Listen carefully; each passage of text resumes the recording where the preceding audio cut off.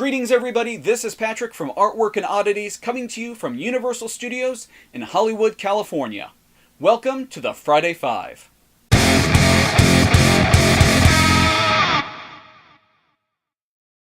Now I'm pretty sure the most eagle-eyed among you have already figured out that I'm not actually in Universal Studios.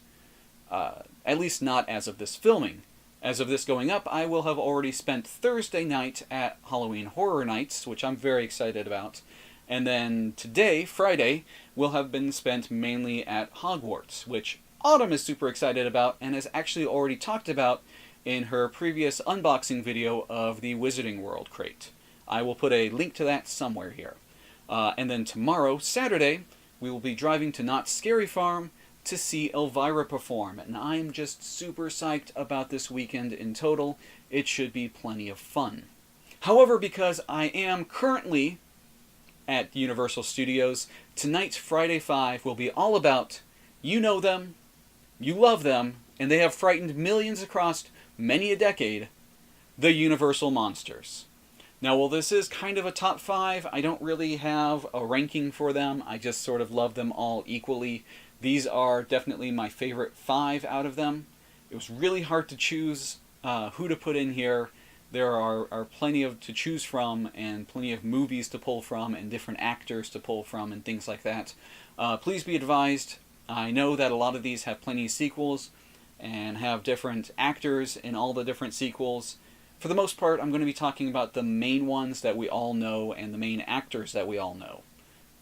The very first Universal Monster movie was released in 1923 and was based off of the Victor Hugo novel of the same name, The Hunchback of Notre Dame, and it had Lon Chaney as the main character Quasimodo. However, he didn't make the list. Much like the last Friday 5 video, this one also has an honorable mention, because there are things that are really cool that I want to talk about that don't quite fit into the list that I'm trying to create. While this character, I don't consider him a monster, he does fall into the Universal Monster lore. And he is the main character in The Man Who Laughs, the 1928 silent film based on the Victor Hugo novel. And this character is Gwynplaine. As played by Conrad Veidt, who was also in The Cabinet of Dr. Caligari. He played Caesar, the sleepwalker. If you haven't seen the film, I would definitely recommend it. That's also a cool one. Also, make sure you see The Man Who Laughs. It is a very heart-wrenching tale. Definitely takes from the German horror films in the way that it's shot and the way that it's done. Another interesting thing is that this was released during the transition of silent films to talkies, to film that had sound. This one used movie tone sound system and had music and sound effects that were already done into the reels, which is a really cool thing. It also made sure that it had a hit song that it would sell the music sheet for, something to get people out there and wanting to buy the music sheets, much like we have today with soundtracks and we have singles coming off of movies. They did that way back then as well.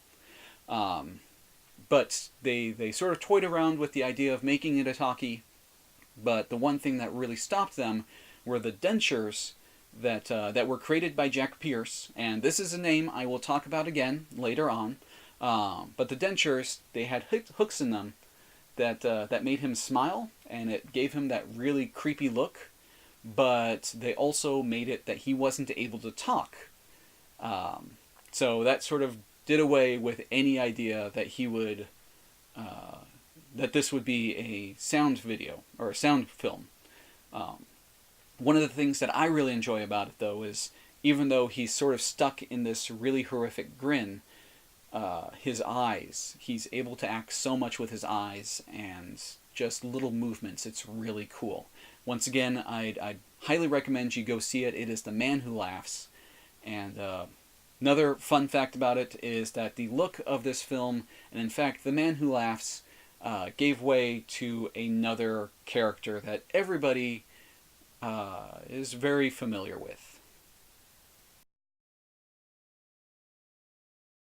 Now, the first of the 5 Universal monsters I want to talk about is the Mummy.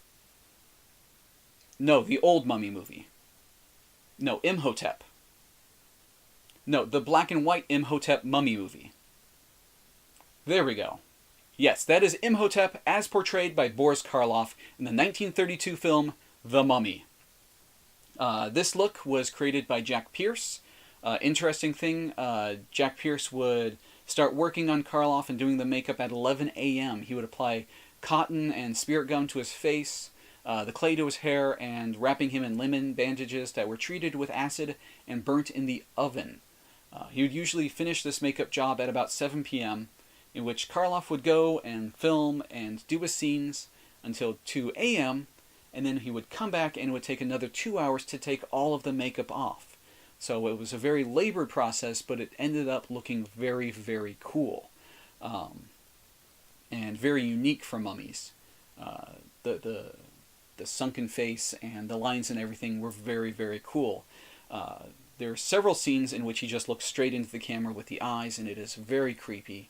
They use it a couple times when he's doing his mind control work. There's also another scene where they're actually wrapping him in the linens, and one of the last things they wrap are his eyes, and it's a very haunting scene as he's being buried alive. This is one of the only movies for the top tier Universal monsters that doesn't have an official sequel. While there is other Mummy movies, the Mummy's Hand in 1940 was more of a retelling of this, and it has sequels. The Mummy's Tomb, The Mummy's Ghost, and The Mummy's Curse. These are all about Karis. In the first one, it was played by Tom Tyler, and in the last 3 sequels, he was played by Lon Chaney Jr. Even a man who is pure in heart and says his prayers by night may become a wolf when the wolfbane blooms and the autumn moon is bright. Yes, the next character on my list is Larry Talbot, the Wolfman, as portrayed by Lon Chaney Jr. in the 1941 film The Wolfman. This is another one of those that I just really enjoy. It is a tremendously sad film as well. Very much a tortured soul type of movie. However, this is not the first foray into werewolves for Universal Pictures. Werewolf of London in 1935 was, and it was the first Hollywood film to feature a werewolf. Kind of cool. Jack Pierce, again, created the look for that film, but it was rejected because the nose would hide the features, and it said that Henry Hull, who was the Werewolf of London, did not want to spend hours in makeup. The look for that one was later used in The Wolfman, with the nose and everything like that. Very cool makeup in that. Lon Chaney Jr. would actually go on to reprise the character in 4 sequels, and he was actually very proud of that fact, that he got to hold on to that character for so long. The next Universal monster on my list is Count Dracula, as portrayed by Bela Lugosi in the 1931 film Dracula. The film itself was based off a 1924 play, which was loosely based off the Bram Stoker novel.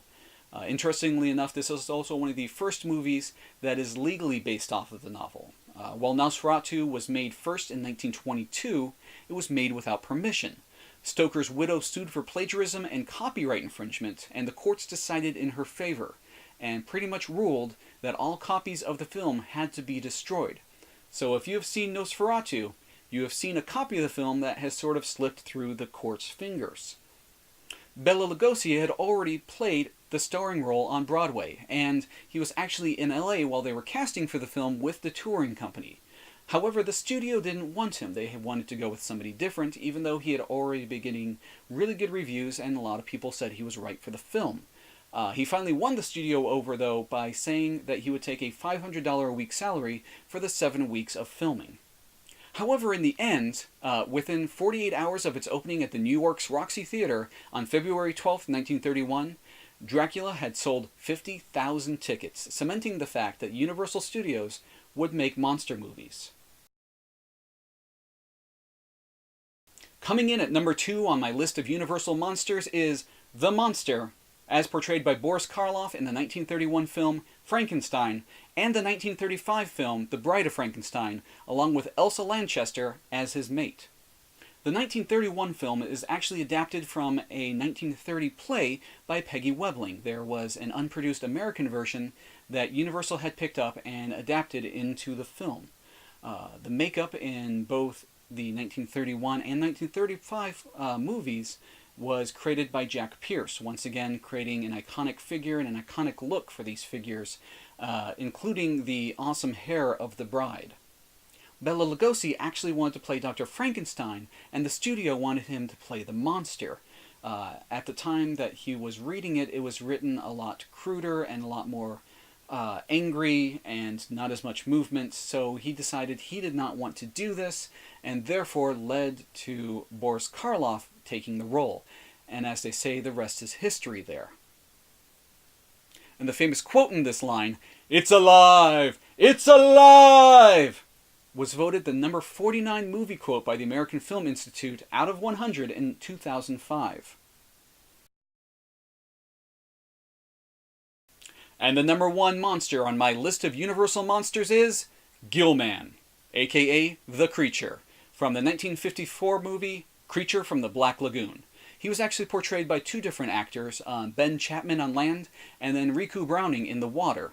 It was filmed in 3D, although by 1954 it had seen that the trend of 3D movies has sort of waned a bit, so it was pretty much only shown in 3D in large cineplexes, and in smaller theaters it was shown in 2D or flat. It had two sequels. The first, The Revenge of the Creature in 1955, also filmed in 3D, and the second, The Creature Walks Among Us in 1956, was filmed in 2D. And while the person who played the creature on land changed in those, Browning did play the creature in water in all three of those films. The designer of the approved Gil-Man look was actually sort of up for debate for a long time. A lot of people thought that it was makeup artist Bud Westmore who actually assisted the person who created this. It was created by Millicent Patrick, who was a former Disney illustrator. The Gil-Man suit itself was made from an airtight molded sponge rubber and cost about $15,000 to make at the time, which, thinking about it, $15,000 in 1954, quite a pretty penny. And now we'll end this with just a really quick anecdote as to why the creature is my favorite of all the Universal monsters, and mainly it is because it's the first Universal monster movie that I can remember seeing. Growing up, a friend of mine's father really enjoyed this movie, and so I remember a couple of times going to their house and seeing this on an old VHS. I believe they were also the ones that introduced me to Jason and the Argonauts, so to them I am forever grateful. They definitely opened my eyes up to some of the older, really cool films. So that does it for tonight's Friday 5 Universal Monsters. Thank you very much for watching. If you have any comments about things that you think I should do a future Friday 5 for, or if you want to tell me your favorite Universal monsters, go ahead and leave a comment below. That would be cool. If you liked it, go ahead and leave a like. And if you want to see more list videos and unboxings, go ahead and subscribe to me. That would be pretty cool as well. So thank you again for watching, and from Universal Studios in Hollywood, California, until the next video, I will see you on the other side.